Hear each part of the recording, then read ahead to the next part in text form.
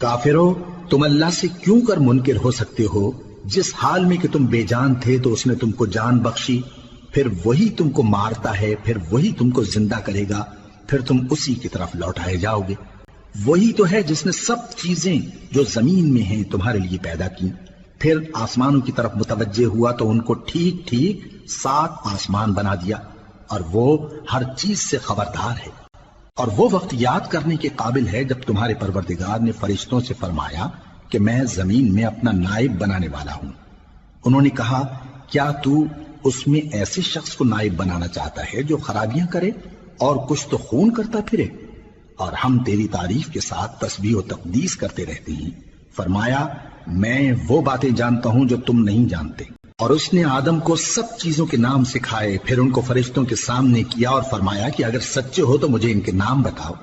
انہوں نے کہا، تو پاک ہے، جتنا علم تو نے ہمیں بخشا ہے اس کے سوا ہمیں کچھ معلوم نہیں، بے شک تو دانا ہے، حکمت والا ہے۔ تب اللہ نے آدم کو حکم دیا کہ آدم، تم ان کو ان چیزوں کے نام بتاؤ۔ سو جب انہوں نے ان کو ان کے نام بتائے تو فرشتوں سے فرمایا، کیا میں نے تم سے نہیں کہا تھا کہ میں آسمانوں اور زمین کی سب پوشیدہ باتیں جانتا ہوں، اور جو تم ظاہر کرتے ہو اور جو پوشیدہ کرتے ہو سب مجھ کو معلوم ہے۔ اور جب ہم نے فرشتوں کو حکم دیا کہ آدم کے آگے سجدہ کرو تو وہ سب سجدے میں گر پڑے مگر شیطان نے انکار کیا اور غرور میں آ کر کافر بن گیا۔ اور ہم نے کہا کہ اے آدم، تم اور تمہاری بیوی بہشت میں رہو اور جہاں سے چاہو بے روک ٹوک کھاؤ پیو، لیکن اس درخت کے پاس نہ جانا، نہیں تو ظالموں میں ہو جاؤ گے۔ پھر شیطان نے دونوں کو اس درخت کے بارے میں پھسلا دیا اور جس عیش و نشاط میں تھے اس سے ان کو نکلوا دیا۔ تب ہم نے حکم دیا کہ بہشت بری سے چلے جاؤ، تم ایک دوسرے کے دشمن ہو، اور تمہارے لیے زمین میں ایک وقت تک ٹھکانہ اور معاش مقرر کر دیا گیا ہے۔ پھر آدم نے اپنے پروردگار سے کچھ کلمات سیکھے اور معافی مانگی تو اس نے ان کا قصور معاف کر دیا۔